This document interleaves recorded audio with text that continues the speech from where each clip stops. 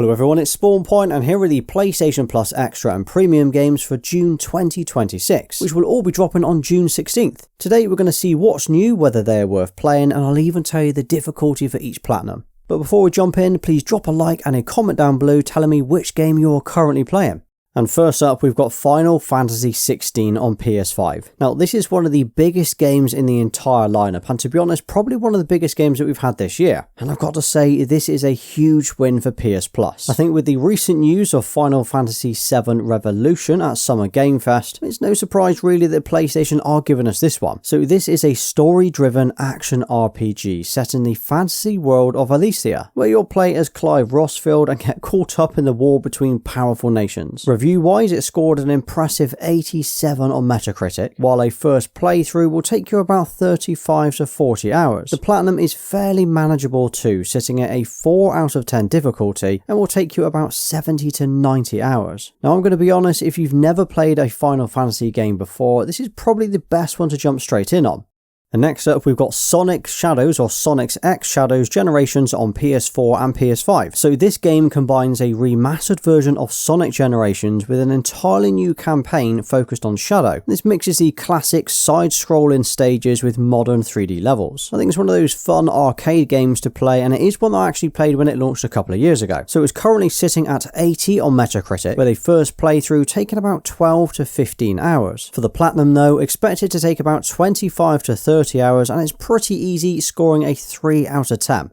And then next up, we've got Kingdom Come Deliverance on PS4 and PS5. Now, this is a realistic medieval RPG that drops you into the 15th century Bohemia. There's no dragons and no magic, just brutal sword fights, political intrigue, and a huge open world to explore. It's actually not a bad looking game as well if you've never played this one before. As for the reviews, well, on Metacritic it's sitting at 76, while the main story will take you about 40 to 50 hours to complete. The platinum is where things get serious though, because this has got a difficulty of 8 out of 10, and it's going to take you well over 100 hours to do. Now, I would say if you're excited for Kingdom Come 2 and you've never played the original, this is definitely worth a go.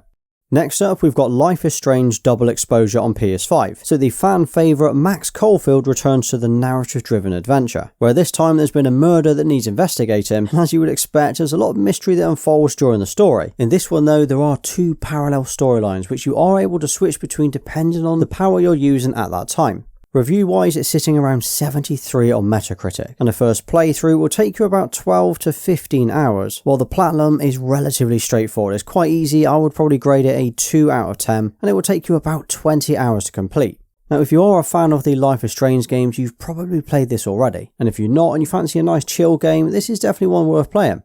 Next up, we've got Farming Simulator 25 on PS5. And yes, this is exactly what it sounds like. You build your own farm, manage crops, and slowly expand your empire using an enormous selection of licensed machinery. Now, this isn't a game that I've ever actually played myself, but you know what? I could imagine me losing hundreds of hours in this. So it's sitting at 77 on Metacritic. A typical playthrough will take about 30 to 50 hours, while the platinum is more about commitment and difficulty, coming in at a 4 out of 10 and taking about 60 to 80 hours.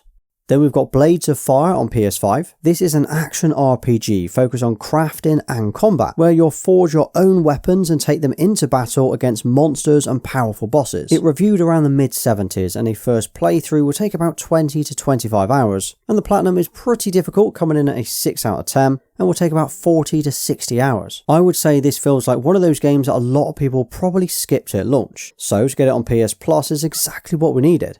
And then finally, we've got Black Desert on PS5, and this is a massive online RPG and one of the deepest character creators around. It's got loads of quests and combat, crafting, trading, and enough content to keep you busy for years if you want to. Review-wise, it's sitting around 73 on Metacritic, and if you want to reach the end game within this game, expect it to take dozens of hours, if not hundreds. But the platinum seriously is going to take you about 150 hours and has a difficulty of 7 out of 10. Now, I would say MMOs aren't for everyone, but if you fancy a new huge online open world to get lost in, this could be the one for you.